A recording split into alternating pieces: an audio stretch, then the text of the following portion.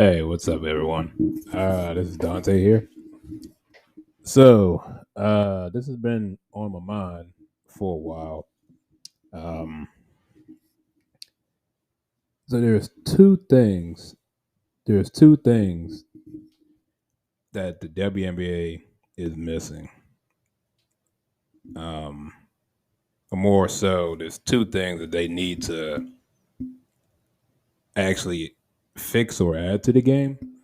So it really has nothing to do with the game. I think the game it's fine the way it is.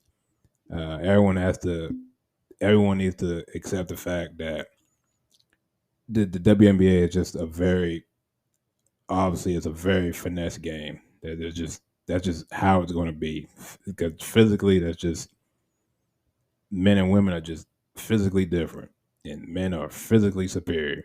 So there's just no getting around that. That's just the game is just going to be layups and jump shots and you know cool finesse tricks, which is nothing wrong with that. Like I said, I like the game. Um, I watch it when I can, not necessarily during the week, but on the weekends, when there's a few games on. Um, but what I've noticed that they really don't do well is the main thing, as you see on the screen, the I guess the broadcasting rights, whoever they broadcast with, it's spread way too thin. Um, for the NBA, for example, during the regular season, there's three major companies, or channels, I should say that that broadcast the games. You have the ESPN channels, mainly basically ESPN one and two, the NBA TV channel, obviously, and TNT, and that's it. That's the only three channels that show them games all through the season. And then obviously there's whatever local channels for each team, you know.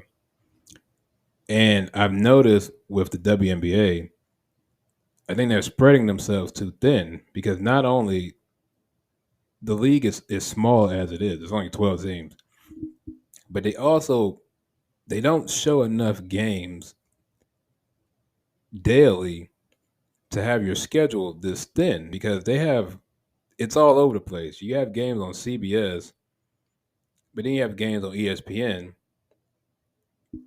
and those are competing networks like that. You know what I mean? Like, not necessarily like competing, but it's like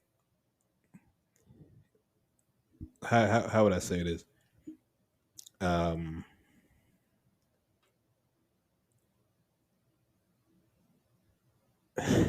what am I trying to say here? You wouldn't you wouldn't put. God, what am I trying to say? What am I trying to say here? It's the the demographics don't work. It's not like football. It's not like NFL football where you have the games on Fox and NBC and CBS and NFL Network. What gets me is so everyone brings up this point about the the revenue, and it is true. The league is always in the negative. They've been in negative for however many years it's been. Um, but it costs money to buy rights, right? That's what I thought, right? You had to have money in order to get someone to broadcast your content. So the fact that they're on major television networks is not the issue, but it's like how are they getting these games on four based on three major networks: NBA, CBS, and ESPN. Especially with the amount of content, it just doesn't. It's not plausible. You know what I mean? And then there's also, if you see at the bottom, there's Facebook and Prime. Those are probably the two weirdest sites to put your games on. One is like a very, I would say now Facebook is a very, I would say, niche social media site. Uh, Facebook really is for, either like people my age and older, or you have some kind of business. That's basically the only real. That's the only people that use Facebook. And then Prime Video is weird because a lot of people do have Amazon Prime, right? So it comes with the Prime Video, but it's kind of weird to have. Essentially, you're having your games on a site that's behind a paywall. Because let's be real, in order to use Prime Video, you have to have an Amazon Prime account. You can't watch anything on Prime Video for free. You got to have an account. So not only is you're hurting yourself because you already don't get the views you need to be sustainable, but then you're putting your games behind a paywall, which hurts you. And so it was really weird, especially earlier in the season. Like there was a game on Twitter. I don't know if you guys would believe it or not, but there was a game on Twitter, and I was very confused. And I was like, "This might be kind of cool," but Twitter is like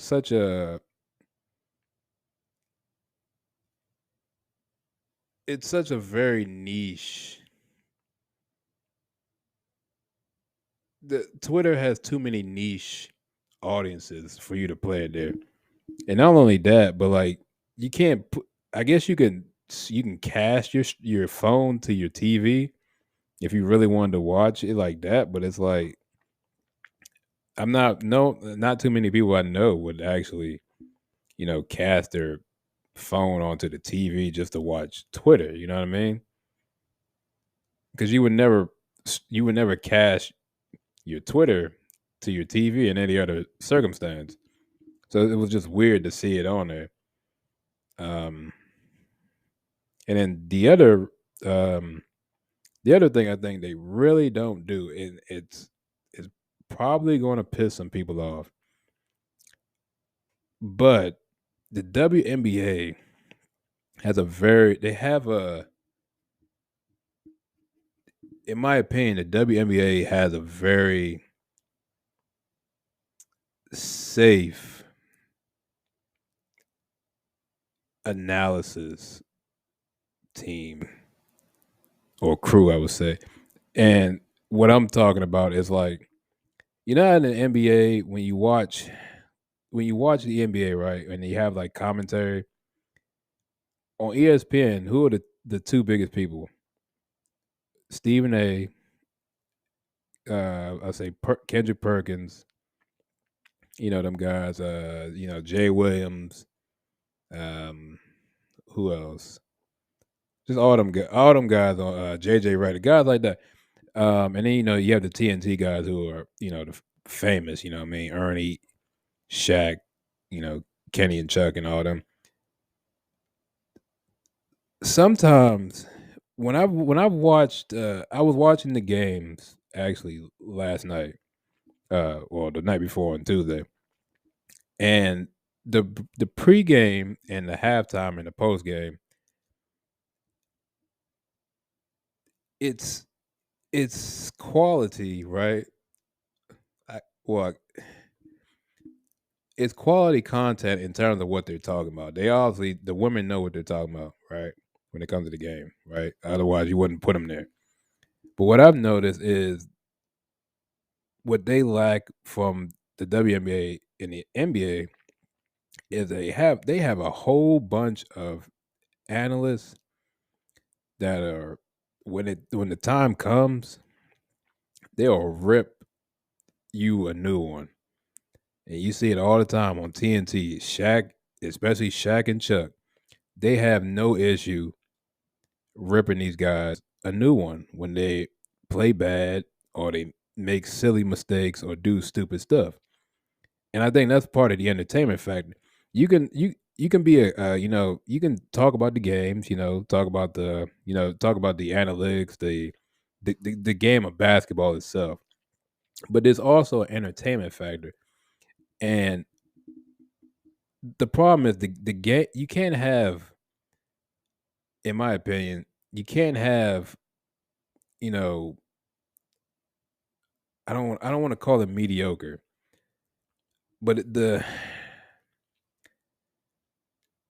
you can't have. I would say you can't have C plus product and then have like C plus entertainment when it comes to the now. If that makes any sense, like there are days during the season when you watch the NBA where people are like, "Man, I don't even care about the game. I just want to see the guys on TNT just be silly and talk about the game and just have a good time." And I feel like the in the women's game, they're so focused on being like professional and being like I guess being knowledgeable about the game, and that's not a bad thing. Of course, we want you to be knowledgeable about the game, but you gotta have a like a flair. You know what I'm saying? Like an energy to you. You know what I'm saying? Like say what you will about like Kendrick Perkins, right? Sometimes he has wild takes, but people gravitate to the wild takes because one, he knows the game of basketball, and two, he's entertainment. I don't. They're not in it. The commentators aren't very entertaining or interesting. Like there's no female version of Kendrick Perkins. There's no female version of Shaq and Kenny and Chuck and EJ when it comes to um when it comes to like post game and pregame stuff. It's all very clean and like sometimes you gotta take a splash. You know what I'm saying? Like if you're not like sometimes like YouTube for example. Sometimes smaller channels. Sometimes you got to do videos that light a fire. Sometimes you gotta get risky. You know what I'm saying? You can't do what like the big channels do and essentially play it safe. Sometimes you got to take risks, man. You gotta lighten it. You gotta liven it up. Add some antics, something. You know what I mean? So yeah, that's just a couple things I just wanted to talk about. It's been on my mind for a while now, especially since, like I said, when that game was on Twitter, and it just kind of baffled me. Like, these games are these games are all over the place. It makes it hard to find them. And the thing is, you already because of the amount of teams you have, there's only so many games you can have per day per week. So like if you're making it like it this could this hard to watch your games, you're not gonna get what you're not gonna get the audience, so you're not gonna get the viewers or numbers and ratings that you want. You know what I mean? You gotta they gotta fix this TV. Um, they gotta fix this the TV rights thing because this isn't gonna last. You can't have your games on seven different platforms. You know what I mean? If you don't have the content for it, like if the NBA really wanted to, the NBA could be on five different platforms because they have like 14, anywhere from 6 to 14, 15 games a night, during the season. But they don't because they know, you know, you make it a little bit more compact, you make it a little bit more worthwhile. Like I said, the major players are ESPN, NBA TV, and TNT for the NBA, and they still do the numbers. You know what I mean? So yeah, that's my thoughts on you know this is my thoughts on the WNBA. Like I said, it's not a bad league. Don't listen to these fools out here saying it's not a good league. It's a very good league. Is it the greatest basketball league? No, because if I had to rate the college and professional basketball leagues, I would go I would go NBA, women's college basketball, men's college basketball, and then WNBA. And yeah, until they fix, some of these nagging problems, they're in my opinion, they're always going to be the last in terms of sports, in terms of basketball leagues in America. Uh, so yeah, that's all I had to say. I will see you guys in the next one. Peace.